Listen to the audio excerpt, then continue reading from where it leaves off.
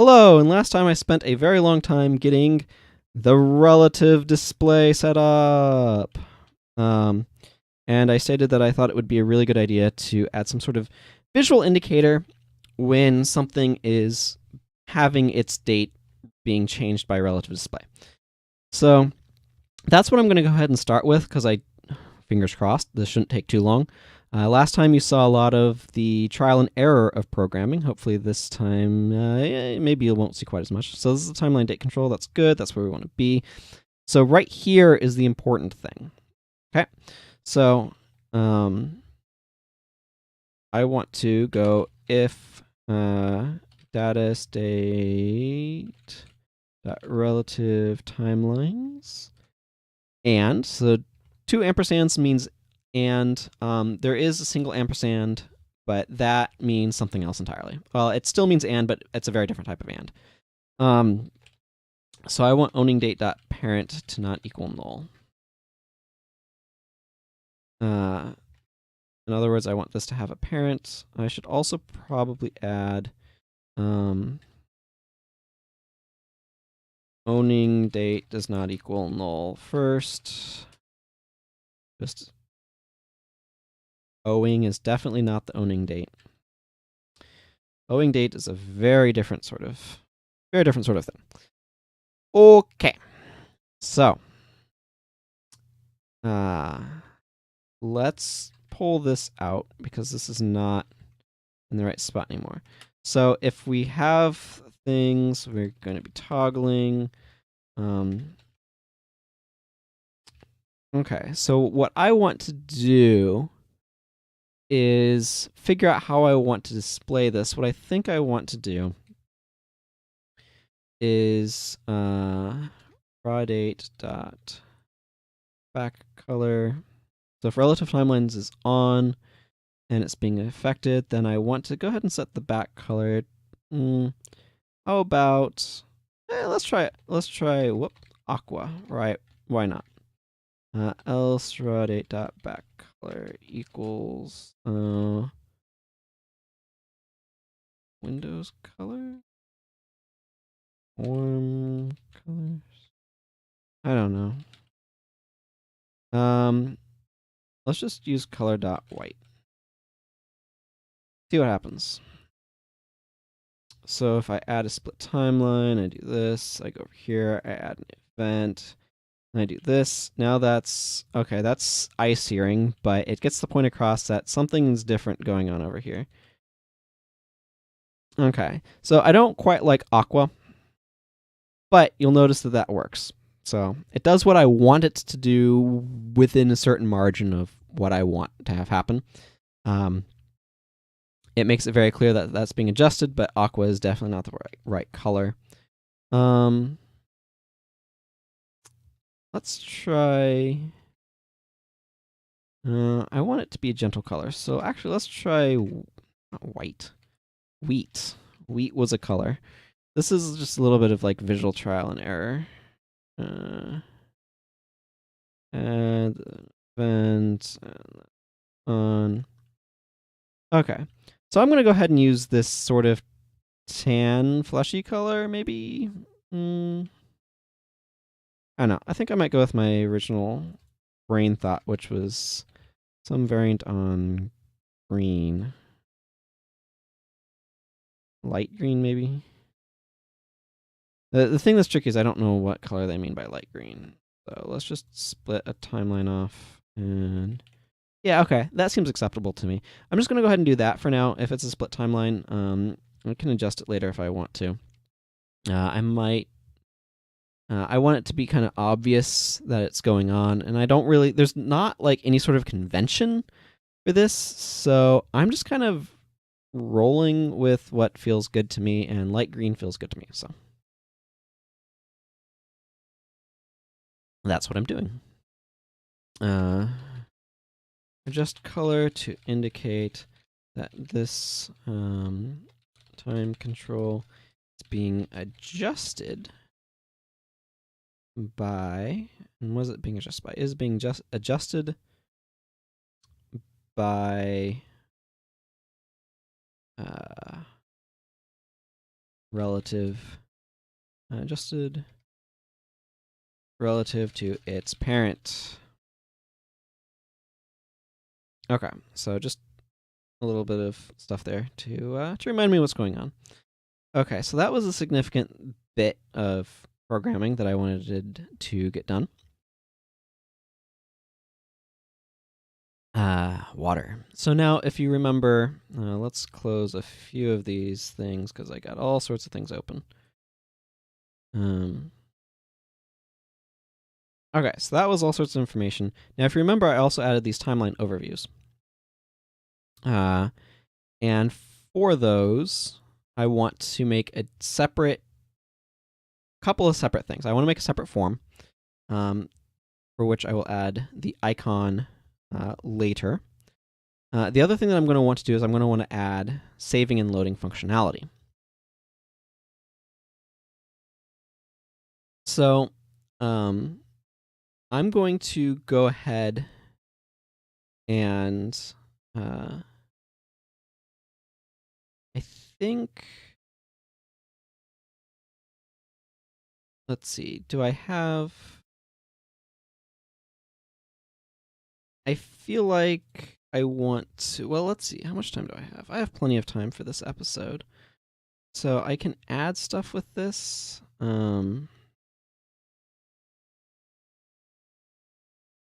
Let's see. I want to make current file name equals save. And this is going to be file name, and then save data. Okay, and then we need to make an open data.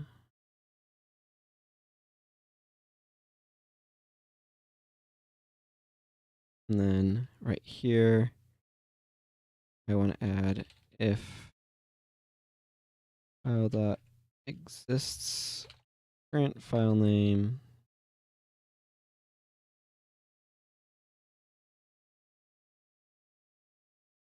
save data else save timeline file dot show dialog. Okay. So when you just hit save, it should be saving over an existing file, basically, is what this is doing. So if the current file exists, then we go ahead and save it. I just thought I'd kind of do that fairly simply. Current file name equals blank, and then clean everything up. So that's going to be easier said than done, but I will worry about that little bit of stuff later. I just wanted to quickly rig some saving and opening stuff up because I want to be fairly private with my file structure and on my computer, so I just kind of want to test some of the saving and loading stuff on my own time. But that's neither here nor there. I want to go ahead and add a Windows form. Yes, and this one's going to be timeline overview form. And then I want to add a user control. And this is going to be timeline overview display. Okay. So these things are going to kind of work in tandem. This right here, we're going to go ahead and call this timeline overview.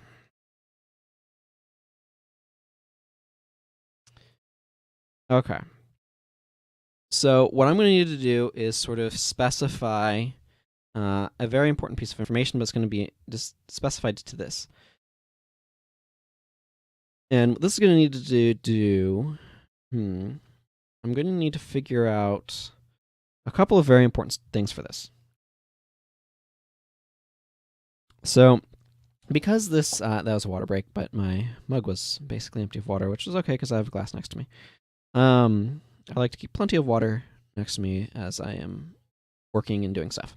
So what I want to do with this particular control is I need two pieces of information. I need a bool. Let's see, bool. Single branch. It's false, whatever, and then timeline. Displayed timeline. Bool's null. So this control is going to need to have this information set to it, and it's going to be set to it by the overview form right here, this guy. So the big challenge with this is probably going to be... Okay. I'm just thinking about how I want to handle it, because this is going to need to be big enough to be able to render the entire timeline. Which could get rather large. So the challenge then is going to be figuring out how to determine how big this guy needs to be in order to render the timeline. And furthermore, it's going to require setting up, because the ability to kind of like scroll or pan. What? Oh, let's see. The hard part with this is kind of figuring out how to capture the or draw the timeline, and then how to capture a portion of it. So I think the first thing to do is just go ahead and do our paint event. Okay, so we're going to implement something, and what I want to do is if single branch else. Okay. So the first question that I have to answer is, do I want to render timelines horizontally or vertically? Now, obviously, in the main sort of edit control, I'm doing it vertically. So it makes sense to maintain that here. But on the other hand, a lot of people are going to have widescreen monitors, right? So what or their monitors are going to be wider than they are tall. That's normally how we arrange stuff. So what might be prudent and a good idea is to set up the ability to let the user switch the orientation. However I want to do that. Let's see. So what I might want to do is add some controls. So let's just add a bool for, is there an orientation? Orientation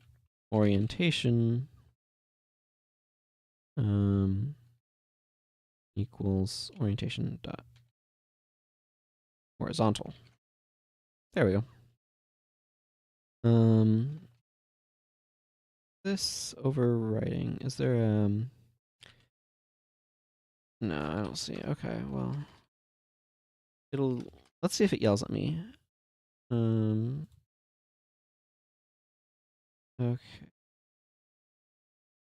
Okay, made but times not used. Okay, cool. So it would yell at me if there's already an orientation that existed, and I don't necessarily want to make another orientation if I don't need to.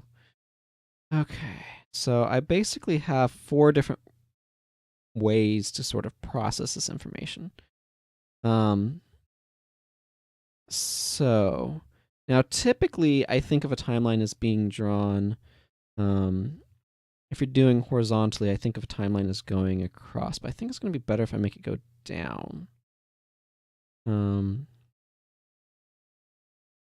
Oh. Okay. this is a really tricky problem. Single branch is certainly a lot easier. The trickiness of this particular problem, and perhaps explaining it to you, the audience, will help me kind of process it myself. The trickiness of this particular problem is that I need to figure out how to capture a portion of what it is that I need to draw, and furthermore, I need to draw everything in this particular timeline before I draw the other timeline, so I can determine how far down or over I need to begin drawing the sort of next bit, as it were. I also need to answer the question, well, I guess I always... I'll probably always want to handle the timeline in a like relative spaces mode, where it draws any particular date is sort of relative to the other dates. So like if something's at date 1 and something's at date 7, and then something's at date 8, the 7 and 8 are going to be significantly closer to each other, and proportionally so relative to where the 1 is. So what I might do, let's see, I can do this really compressed. We need to analyze a timeline. So let's go ahead and make ourselves a class here. Timeline analysis information. So what I'm going to need to do is I'm going to effectively capture a given timeline. And so there's several pieces of information that I'm going to need to capture. Actually, let's go ahead and go to this display. There's one thing that I know for sure that I'm going to want to do, which is I'm going to want to turn double buffered on, because I'm going to be doing rendering on this. And when you're drawing, you want to have double buffered on, just so that way you can avoid weird things. If you watch the color mixer, you'll know what this is for. If you didn't watch the color mixer, it's to get rid of flickering. Okay, so I'm going to need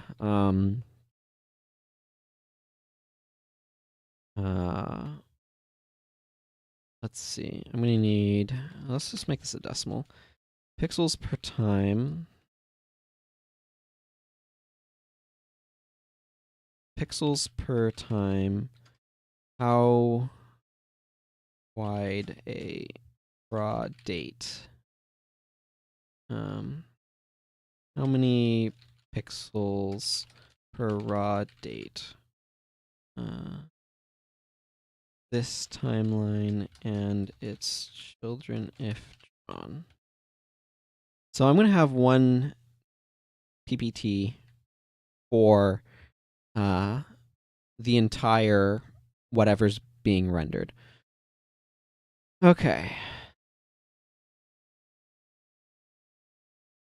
And then I'm going to need int.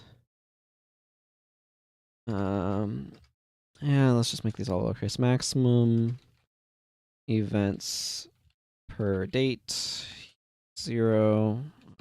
Let's just start this off at 1.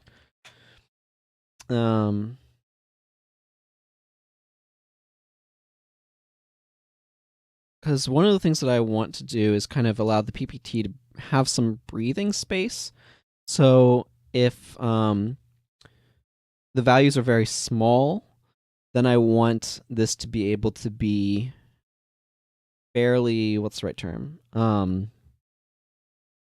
Fairly large. So, you know, if we go in that example, if we go to 8, then I'm going to want this to kind of be, you know, something relatively large, like 100 or something. So that way it's like 800 pixels wide. Whereas if, you know, we go up to like date 1600, you know, 1600, I'm going to want this to be fairly small, so that way we can kind of, relatively speaking, fit it on the display. Yeah.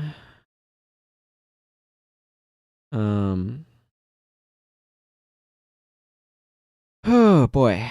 Some other math that I'm going to need to do is like worry about making stuff not draw on top of each other. Excuse me. So if there's spacing stuff, I'm going to need to take that into account as well.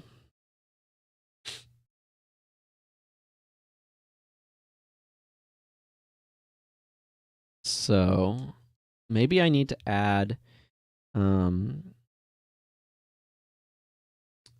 particular dates, so I can be like, how many items are there per this date?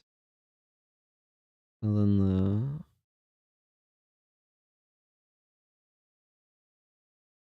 okay, yeah, I might need to do that.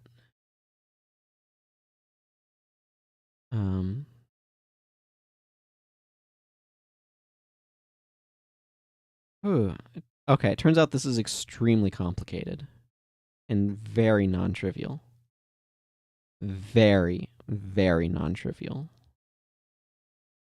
So the question that I actually have to answer myself now is it easier or harder to just make this produce an image? The image might be very large, however, which runs into memory concerns. I definitely want to get this overview made.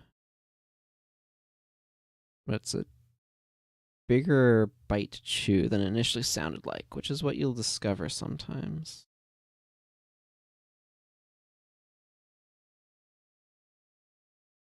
Okay, so what I want to do is I want to go public void set information timeline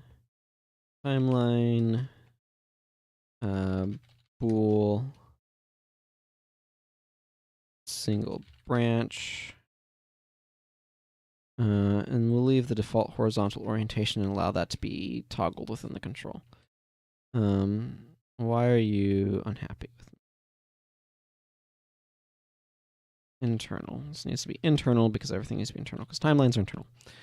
Okay, so displayed timeline equals timeline, and then single branch equals single branch. Okay, so that's some stuff that I know that I'm going to need. Now I'm going to need to add a thing for analyzing timelines. So let's see. I'm going to need a list of timeline analysis information, timeline info equals list, and then. So if this is single branch, then I'm not going to make more timeline info, but I want this to be lowercase second I because that's going to bother me otherwise. Okay. So how am I going to set this up? Let's go ahead and make a queue.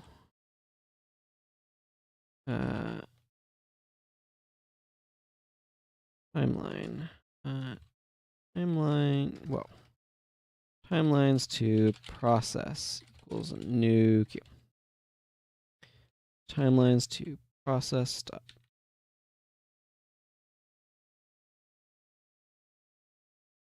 Push. Okay. I haven't used queues in C# before particularly, so I don't know how to work them. Just add? I see your peak. I'm not interested in your peak. Oh, it's in queue. Ha. Shocker. Timeline. Okay. Then I need to go. Let's see. timeline process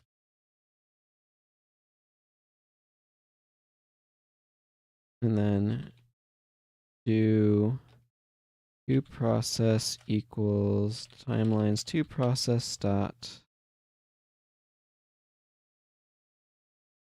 eq. Q. That's exactly what I want. And then while timelines toProcess dot count is greater than 0. So while there's still timelines to process, grab the next timeline to process and process it.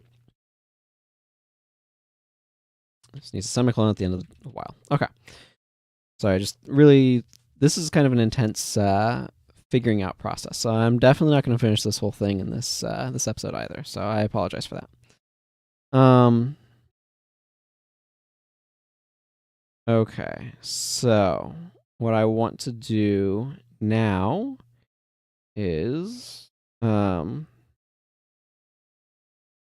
going to need to get a maximum date. So int max date equals 0. And then for each timeline, I don't know, and base event in, no, I need to call it something else. I'm just going to call it E in toProcess dot events. If E is split timeline, split timeline E. First, I need to go if single branch equal to false, and that is timeline. Good, and then this is timelines toProcess dot enqueue that timeline. Okay. And then I need to go if e dot max or dot date dot raw value is greater than max date. I'm just gonna add a comment here. If I update how dates are stored, update this guy. And max date equals e dot date dot raw value. And then I need, okay, I'm gonna need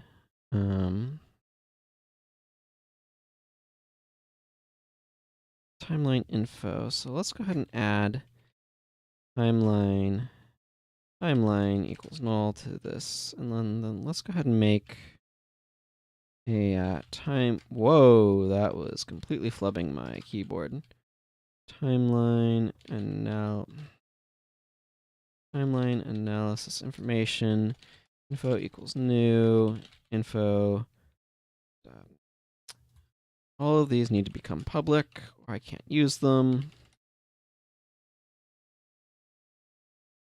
Info dot timeline equals toProcess. The rest of that information is probably going to be empty. This is going to be a multi-stage process, most likely. Okay, but I can get.